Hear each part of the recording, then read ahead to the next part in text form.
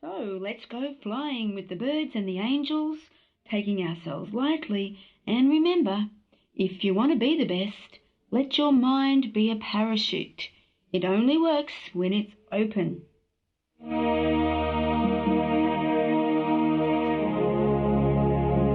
the first strategy is to understand and regularly assess your stress.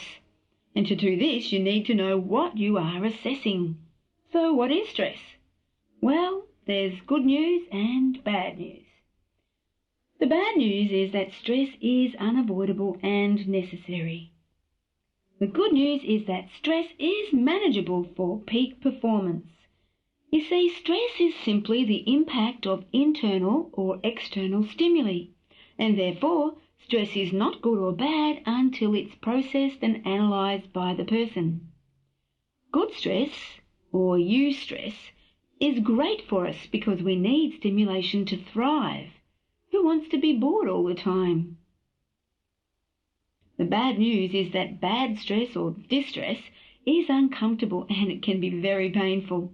Distress is to be avoided at all costs if you want to have a happy, healthy and productive life.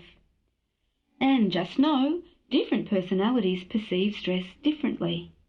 The high-speed personalities initially thrive at a high level of stimuli, but they need to monitor their stress with critical analysis.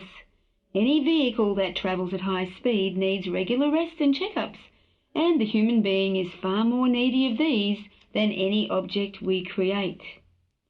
Think of the type A personality. They're fast-moving and they're most likely to have body stress. One type A was asked to learn a relaxation count with 20 breaths. So you start off with 20, count backwards all the way to 1, breathing deeply each time. The type A was asked, how far did you get before you had an intrusive thought? The type A snapped back, well, at 20. What do you think? The type A's, watch out, don't travel at such high speed. Now, slower speed personalities tend to be more laid back and are less vulnerable to high speed damage, especially to their bodies. But they can be more weighed down by negative thinking and are probably more likely to suffer brain stress with symptoms such as brooding, pessimism, or obsessive-compulsive thinking. So, to get stress-proofed, firstly assess where you are in present time. Just stop for a minute and think about your current stress levels. Now give yourself a score out of 10, where 1 is fantastic, in control and feeling great, and 10 is the most severe stress you can imagine. Got your score?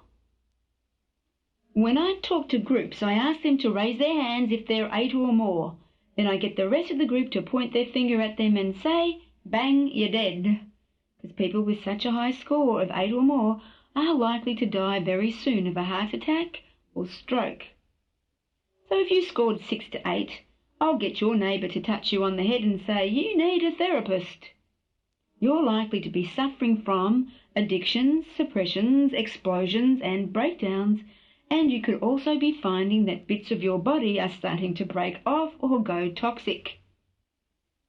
If you scored between 4 and 6, you're probably coping reasonably well, so long as you have no major crisis or drama, and so all you need is for your neighbour to nod wisely and advise you that you need a massage. And if you're only a score of 2 to 4, you deserve a high five and a big acknowledgement like, way to go, you're doing great. And if you're under 2, wow! My 14-year-old son, Robin, said the best thing to ask you would be, and would you like fries with that? After all, you've got everything just the way you want. All you need for life's perfect serving is the fries. Fantastic. Now, if you're really keen to assess your stress more objectively, you might like to fill in the check-in form which I created for the Goalmaker software program. The check-in allows you to take a snapshot of your life across 7 main areas. Your physical, emotional, educational, mental, relationships, career, and the one that always gets me, finances. You see, your results are a reflection of how you are